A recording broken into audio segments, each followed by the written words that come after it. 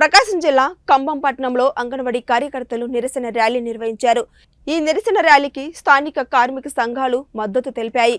అంగన్వాడీ కార్యకర్తలు తమ జీతాలు నెలకు 26,000 రూపాయలు ఇవ్వాలని కోరుతూ పట్నంలో ప్లేట్లు గరిటెలతో శబ్దాలు చేస్తూ నిరసన ర్యాలీ చేపట్టారు. గత 15 రోజులుగా నిరసనలు చేస్తున్న ప్రభుత్వం పట్టించుకోపోవడంపై అంగన్వాడీ కార్యకర్తలు ఆగ్రహం వ్యక్తం చేశారు. మర్రిపూడిలో అంగన్వాడీల సమ్మె మరింత ఉధృతంగా సాగుతుంది. తమ న్యాయమైన డిమాండ్లు పరిష్కారం కోసం చేస్తున్న అంగన్వాడీల సమ్మెతో 15వ రోజుకు చేరుకుంది. ఈ సందర్భంగా కొండేపి నియోజకవర్గం తెలుగుదేశం పార్టీ శాసనసభ్యులు డాక్టర్ డోలబాల వీరాంజనేయ స్వామి మాట్లాడుతూ న్యాయపరమైన కోరికలను ప్రభుత్వం తీర్చాలని డిమాండ్ చేశారు. అంగన్వాడీ వాళ్ళకి తెలుగుదేశం ప్రభుత్వంలో 10,500 చేస్తే ఒక 1000 అదనంగా పెంచి 5 సంవత్సరాలు కొనసాగించారు. 4వ సంవత్సరం తెలంగాణతో పాటు సమానంగా వేతనం వేసి చెల్లిస్తారని చెప్పిన దాని ప్రకారం చూసుకుంటే 13,500 రూపాయలు ఇవ్వాల్సినటువంటి పరిస్థితి. ఈరోజు తెలంగాణలో జీతాన్ని కూడా పెంచుతూ జీవో ఇచ్చారు. 17,000 18,000 రూపాయలు చేశారు. ఇప్పటికైనా మించిపోయింది. మీరు మాట ఇచ్చిన దాని ప్రకారం నిలబడండి.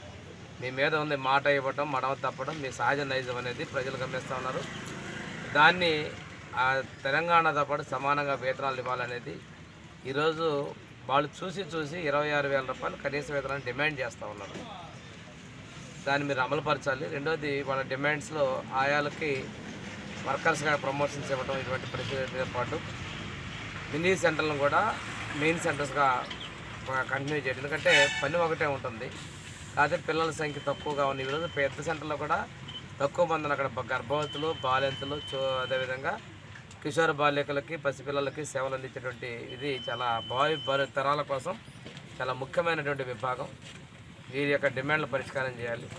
రాష్ట్ర వ్యాప్తంగా మీరు ఎవరు నోరు విప్పినా వాళ్ళ మీద కేసులు పెట్టడం, వాళ్ళని ఇబ్బంది పెట్టే పరిస్థితులు దొరుకుతున్నాయి. ఎన్నికలు సమీపించాయి.